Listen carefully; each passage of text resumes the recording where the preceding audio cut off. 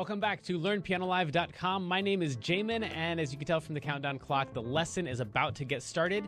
In case you're new with us, there's a few things I'd like to show you to help you throughout the lesson. So this lesson is about reharmonization. That means we're going to take an existing song and we're going to find new chords to play over the same melody. Now, that means that you're probably going to need to already know about chords and keys and probably intervals, and probably have already several songs that you can play well enough that they actually sound like the song. But even if you can't do that, you might pick up some interesting theory bits along the way. So feel free to join us. The goal, though, is not this song. It's not about the song that we're working on. It's really about taking the concepts you like, the reharmonizations, the substitutions that you like from this lesson, and then applying them to other songs that you already know how to play. These lessons are always guided and shaped by your questions, and if you're live with us today, there's a couple different ways you can do that. One is in the public live chat, and the other is the Ask Jamin a Question button, where you can ask me a question privately, and I won't share your identity in case you're afraid that your question is stupid. But it's not. If you're in the archives, though, then just open up the survey. At the end of that, there's a place where you can ask your question. I will say I frequently get questions from students in the archives watching a lesson from 6 months ago, and I have no idea what they're talking about. So please try to be as specific as possible.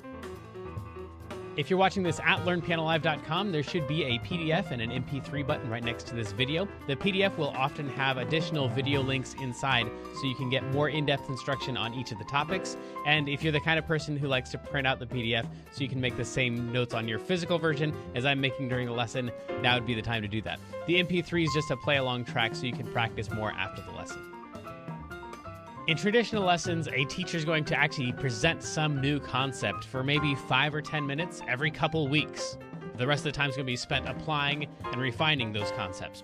Well, here I'm spouting off hours of new information every week, so it's totally unreasonable to expect you to actually absorb all of that. Instead, the goal of these live lessons is for you to find some little nugget of something that makes sense, but is a bit of a challenge, and for you to go practice it, because practice is where all the improvement's going to happen. So don't feel bad if you have to leave the live lesson when you find that little thing that you're going to practice. And of course, if I'm going too fast, you can always rewind the live lessons or replay in the archives as much as you want. If these live lessons start feeling random or meandering, it's because they are, on purpose. So if you're the kind of person who wants classical training with a step-by-step method, then you're going to want to check out Kloppel Academy on the website. It's included in your live lesson subscription, so you can do both or either. And the upper levels are seriously hard work, but it's going to take you all the way from ground zero all the way up to being ready to enter any major music college as a piano major in classical or jazz. And thankfully, I think that's about all we need to cover before the lesson. So if you'd stick around afterwards and fill out the survey, I would love your feedback. But for now, let's have some fun and make some music.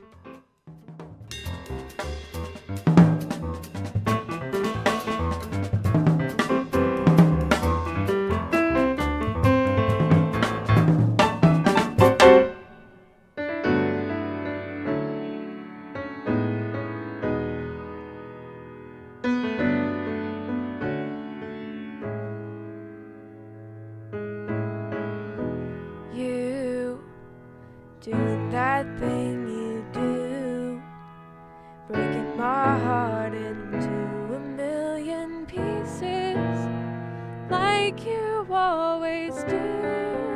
And you don't mean to be cruel.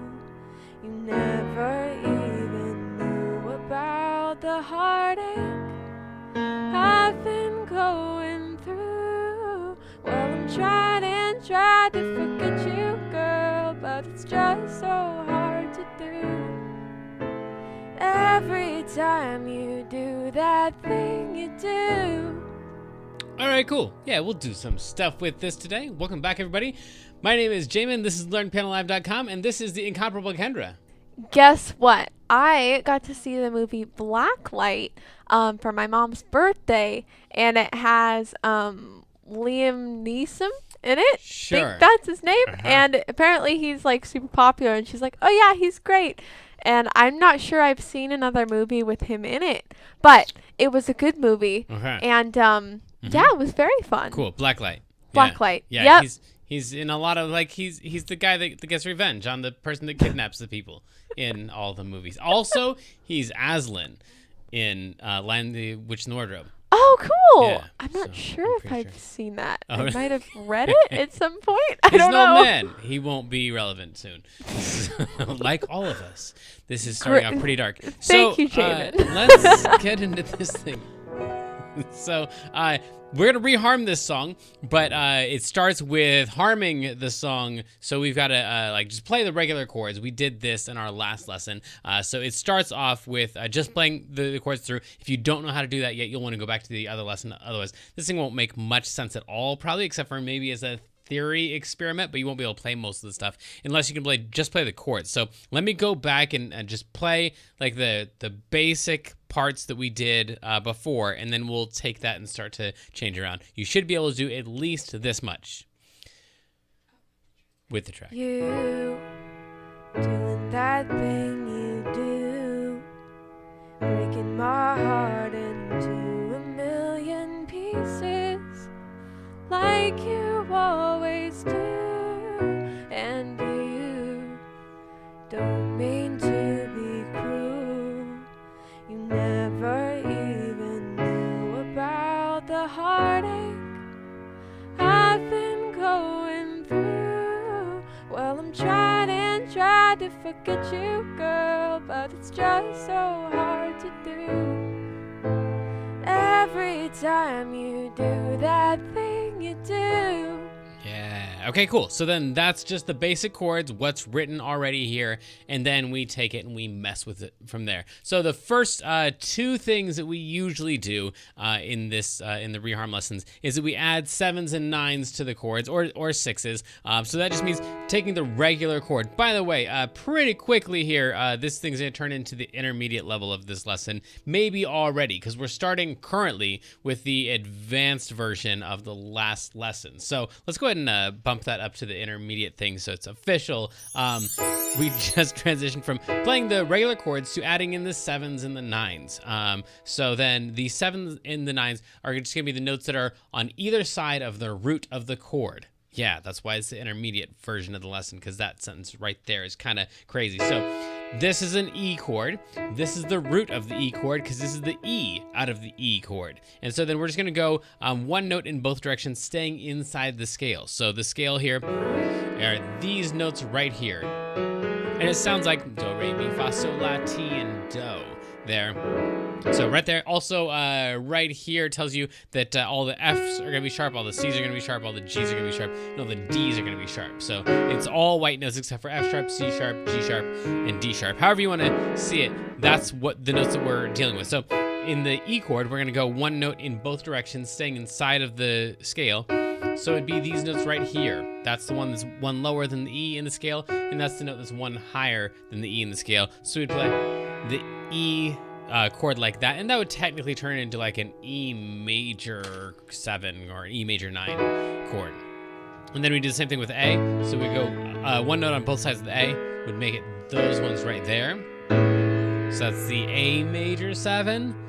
And then the B, so we take the B out of the B chord and play one note on both sides of it. So already it's going to start to sound a little bit jazzier, a little bit different than the original, just because of all the color tones that we're adding in to the chords. So that's the E major 7, A major 7, B 7, E major 7, A, B, C sharp, F sharp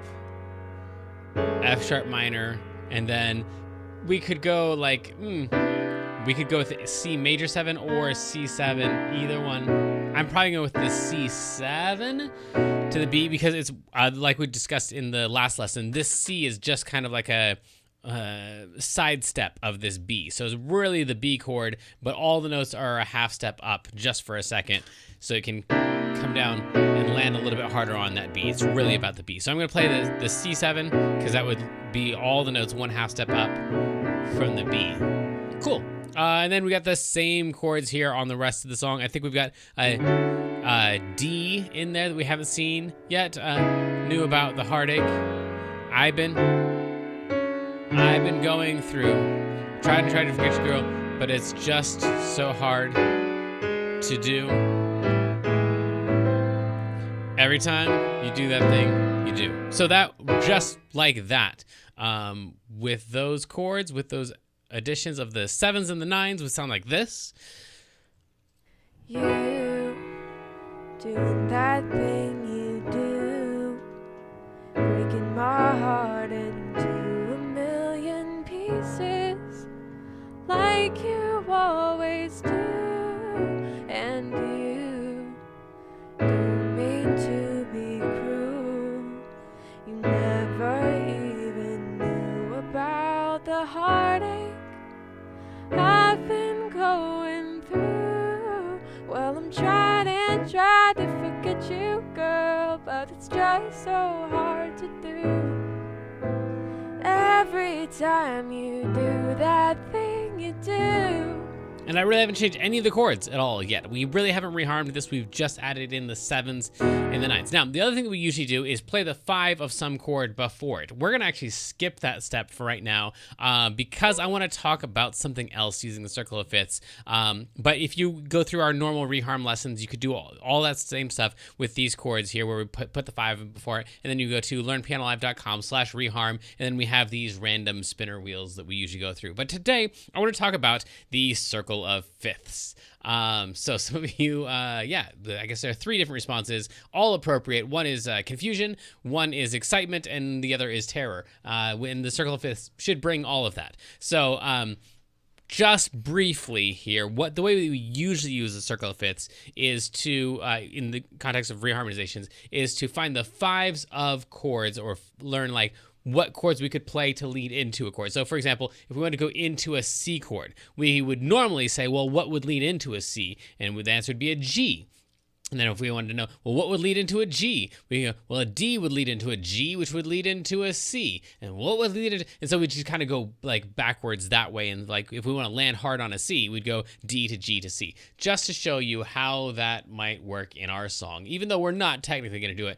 We've got a lot of E's in this song. So if we wanted to, we could go like a D flat to an F sharp to a B to an E. That would be like a really cool, interesting move. That one, that one, that one, that one. So if we wanted to go into the E, we'd go D flat, F sharp, B, E. And yes, for the music theory nerds out there, it's going to be a C sharp minor, an F sharp 7, a B7, and an E major 9. Okay, so we could do that leading into any one of these chords. Let's just say this one right here. So leading into the E, instead of all of these chords here, we're gonna get rid of all of these. We're gonna go, I'll call it C sharp, to a G, what did we say? C sharp to F sharp.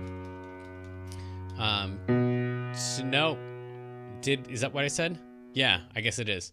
So C sharp, F sharp. I thought I went one past that, did I not? I just had 4 chords. Oh, that's right. 4 chords, including the E. F sharp, B, and then E. So then, instead of the regular chords, we could just say, okay, well, C sharp's going to lead into F sharp, which is going to lead into B flat, B, which is going to lead into an E, and that would sound like this. You doing that thing you do, breaking my heart into a So that progression pieces. works. That's the way we usually use the circle of fifths. We're not going to do that today. We're going to talk about the reverse of the circle of fifths. And admittedly, this is a stolen idea from Jacob Collier, as a lot of my things are these days. But the idea here is that instead of going through the circle of fifths, the normal direction where the C sharp leads to the F, which leads to the B, which leads to the E. And when we finally get to the E, the thing that's nice about that is that when we finally get to the E, like it feels like it has settled down. So the idea we're going to toy with today is what happens if you go the other direction? What happens if instead of coming into an E from that direction, you come into an E from that direction? So that would be more like a D to an A to an E. And for all of the bebop and jazz fans out there, this is going to be the opposite of like the 2-5-1 thing that we do so frequently. But it's going to have an entirely different feel to it. Instead of like that E feeling like we like landed into a pocket, to me, it's going to feel like we kind of lifted the E up into its position. So we approach it like from the bottom up. It's a sound. It sounds like this. D to A to E. So that last one doesn't feel quite the same as when we went. Like on that one, that feels like really settled and like for me, again, just like kind of like there was already a groove and then we just kind of like rolled into it and settled into that groove. And this other one like feels like a more like with this E belonged on this pedestal, we kind of lifted and like just set it there. It didn't like there's that not that landing feeling to me. Anyway, that's what we're going to experiment with today, is going reverse through the circle of fifths, the wrong way through the circle of fifths. So then what would come before that would be a G. So if we want to put a G in there, we could go G to D to A to E. And so if we did that instead, then there we go. Now it's working. We could come up with something like G to D to A. We ran the same thing, right? Yeah, it's to E. So we're gonna put the A right here. Gonna put the D right here. So we'd start on a G. You doing that thing you do, and along with the vocals, it would sound something like this. You doing that thing you do, breaking my heart into a million pieces, like you always do, and you don't mean to be cruel. You never even. So this whole thing like has an entirely different feel to me. Like it all feels so much more like flowy instead of like chunky. Yeah, I'm gonna stick with the notes and leave the words to you. It sounds like what it sounds like, but it's an entirely different feel. So now one of the things we run into though is like for this chord right here, this is a C sharp minor. So then the thing that we're doing right now leads us into the E's, the G to the D to the A to the E thing leads us into the E. So then what would lead into a C sharp minor? My recommendation is that you explore doing the same exact thing, but with all just the minor chords if you're going into a minor chord, and major chords if you're going to into a major chord. So if I'm gonna land on an E major, I'm gonna use the G major and the D major and the A major to land on that E. But if I wanna land on a C sharp minor, then I wanna use like a B minor to an F sharp minor to a C sharp minor. And just to show you over here on the circle of fifths, that's because I'm going to land on a C sharp, which is also known as a D flat. So I'm going to not approach it from the A flat direction, but I'm going to approach it from this direction. And so then that would mean going from a B minor to an F sharp minor to a C sharp or a D flat minor. So B minor to F sharp minor to C sharp minor. And so if I do that leading into this C sharp over here, then we have kind of a cool feel. So these were all you doing that thing you do. And then right here, I'm going to go take these guys out, and I'm going to go B minor. These are all major 7 chords. B minor to F sharp minor to C sharp minor. So breaking my heart into a million. And then we got to decide what we want to do after that. But that so far would sound something like this. You doing that thing you do, breaking my heart into a million pieces, like you always do, and you. So far I'm just kind of going into those the C sharps and the E's. So right here, what I did was took those out and went back to the D major 7 to the A major 7. Yeah, and then I left the F sharp and the F minor the way they were. We might change those later, but we went D to A to E. You know what might be cool is if we did the same thing down here. All right, so then, as you can tell, we're making some of this up as we go.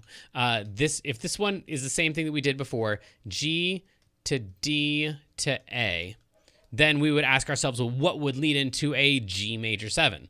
And so then we could go either reverse through the circle of fifths, like we're experimenting with today, and the answer would be an F major 7 to a C major 7, which would theoretically, F major 7 to a C major 7 could lead into a G major 7, then D, A, into the E. That's gonna sound pretty out. Let's see what that sounds like. I'm mostly interested in this section right here, the F major 7. That's gonna be interesting because the melody, like you always do, is gonna really conflict with those chords. So we would probably have to change the melody in order to make this thing really click. Like you always do. If we instead went do, like you always do, that could be like you always do, and you. That'd be really awesome. But that's not what she's gonna sing because it's a recording. So we'll just try those chords with her melody and see what it sounds like. You doing that thing you do, breaking my heart into a million pieces, like you always do, and you don't mean to be cruel. Yeah, it's not the worst. It's not the worst. It might be the worst. I don't know. So like you always, and then if I wanted to try to get those chords in there, it would have to be a F minor to a C7 with a flat 5, or a C half diminished. Yeah.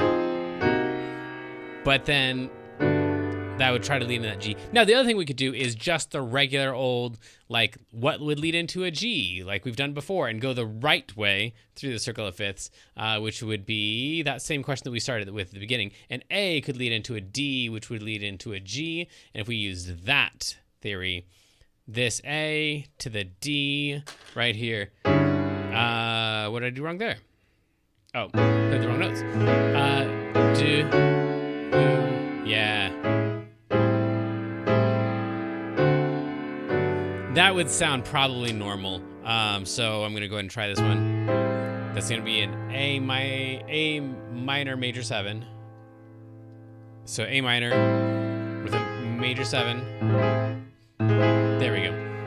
And then D7 right there, which should lead us into a G pretty comfortably, and then we can go back into that thing that we did before. I don't know. Let's find out what it sounds like. You doing that thing you do, breaking my heart into a million pieces, like you always do, and you don't mean to be cruel. Yeah, okay, cool. That's interesting, at least. Let me try it one more time. This one, I kind of like that. I might need to get used to that. But let's try it again. You doing that thing you do, breaking my heart into a million pieces, like you always do, and you don't mean to be cruel. Okay, all right. So then we got another C sharp right here. So we're gonna go again with the B minor to the F sharp, and I should put a minor on this one because I keep forgetting up here to play that minor. Never even knew about the heartache, and then I've been going through. I think for that one, I just want to take a look at this C sharp that we're going to land on and try to get to the C sharp from the reverse circle of fifths. So I'm going to need 1, 2, 3, 4 chords right there that are going to lead into the C sharp. So then 4 chords that would lead into the C sharp would start with an A to an E to a B to an F sharp to a C sharp, going in that direction. That's the set of chords I'd use right there. So I would go A, E, B, F sharp, right there. And I'm going to use them all minor since I'm going into a minor chord. We'll see what that does. We might change the qualities of those later. A minor, E minor, B minor, F sharp minor, C sharp minor. That's going to sound really, really interesting. Here we go. You doing that thing you do, breaking my heart into a million pieces, like you always do. And you don't mean to be cruel. You never even knew about the heartache I've been going through. Well, I'm trying and trying to forget you, girl, but it's just so hard to do. Every time you do that thing you do. All right, we're getting there. This might be too much of this feel. Like the feeling is kind of spacey. And I guess that's the purpose of these lessons, is to do too much of the reharm stuff. So maybe we'll just try some of this. Like if you're gonna like actually do a reharm of yourself, maybe just do like 2 or 3 chords out. The A minor, D minor, B, F. I really like that actually. Oh, hold on.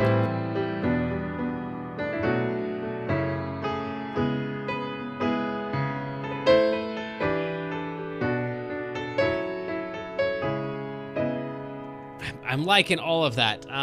In this song, it just feels like it never gets out of that like constant uplifting something. We never arrive somewhere. But I don't know. Maybe a lot of times when I come back and listen to these lessons afterwards, I like them a lot more than when I was doing them. So it might just be that right now in the lesson I'm feeling that way. Let's try it one more time. At the very end, I just followed these chords. Just so hard to do. Every time you do that thing you do. We could do the same thing with those chords, but let's see what we got here. One more time. You doing that thing you do, breaking my heart into a million pieces, like you always do. And you don't mean to be cruel. You never even knew about the heartache I've been going through. Well, I'm trying and trying to forget you, girl, but it's just so hard to do. Every time you do that thing you do. All right, cool. I think I'm gonna leave all of that exactly like that. We are almost done here. The very end of this, I'm gonna start doing some of these other reharm concepts. Let's go ahead, and we haven't spun the wheel yet tonight, so just for the fun of it, let's exchange relative minors and majors in the end here. So this just means we're gonna take, man, that's a progression though. Bummer. Okay, so what the wheel suggests is actually what they already did in this song. So normally right here, you would have an A chord, but they substituted in an A minor chord for the A major chord. Same thing happens over here. It actually goes from an A to an A minor. So I think for most of these, like playing the relative majors and minors. Nope. No, we can do that. Let's try it. Sorry, I'm gonna change my mind. These are not relative minors. These are parallel minors. They're borrowed chords from the, whatever. If you got questions about that stuff, feel free to ask. I'll go through all that. So I don't know. Kendra, help me out with this. I've got an E, an A, an E, and an A, and an E, and an A. So would you like to pick the E or the A? The A. All right, cool. So we're gonna pick the A, and we're instead of playing the A major right here, we're gonna play the relative minor to that A major. So relative minors are always found 3 half steps lower. So 1, 2, 3. There you go. That's an F sharp minor. So then F sharp minor would go in place of this A right here because basically the same chords. This is an F sharp minor chord, and this is an A chord. F sharp minor chord, A, F sharp, A, F sharp, A. So it's basically the same chord, but now it's gonna have like that minor-y feel to it instead of having that major-y feel to it. So we're gonna use an F sharp minor right here, and that is a relative minor to A. Same thing would happen in reverse. If, for example, we wanted to use the relative major to A minor, then instead of playing A minor, we would just play the C major. So C is the relative major to A minor because it's 3 half steps up. So the 3 half steps up one is the major, 3 half steps down is the minor. A minor, C major, those are relatives. A major, F sharp minor, those are relatives. So instead of the A here, we could play a C if we wanted to. And so we would go, every time you do that thing you do. Okay, try just so hard to do. Every time you do that thing you do. Actually, I kind of like that. Okay, cool. Thank you, spinner wheel. I'm glad I obeyed you. Let's go from the top. You doing that thing you do, breaking my heart into a million pieces, like you always do. And you don't mean to be cruel. You never even knew about the heartache I've been going through. Well, I'm trying and trying to forget you, girl, but it's just so hard to do. Every time you do that thing you do. Yeah, I like that. I think in the middle there, I would probably put a D major 7 as well. So every time you do that thing you do, just to kind of like lead the C into that E a little better. Every time you do that. And also we could exchange this relative right here. So instead of an E major, we would play 1, 2, 3, a C sharp minor. There we go. So F sharp minor, A minor, C sharp minor, C, D, E. And that's probably the most normal part of all of the song in comparison to what we've done in the past, because this reverse through the circle of fifths thing is not really that commonly used in our tool set. So one more time from the top, if you would zoom out so they can see all the notes that I'm playing, then let's try that along. There we go. And there we go. All right, here we go. You doing that thing you do, breaking my heart into a million pieces, like you always do. And you don't mean to be cruel.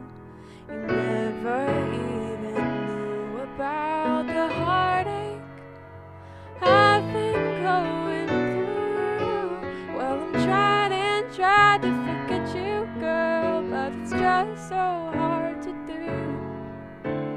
Every time you do that thing you do. I think those last 3 chords that we just kind of threw in there are my favorite of all of them. All right, one more time from the very top. You doing that thing you do, breaking my heart into a million pieces, like you always do. And you don't mean to be cruel.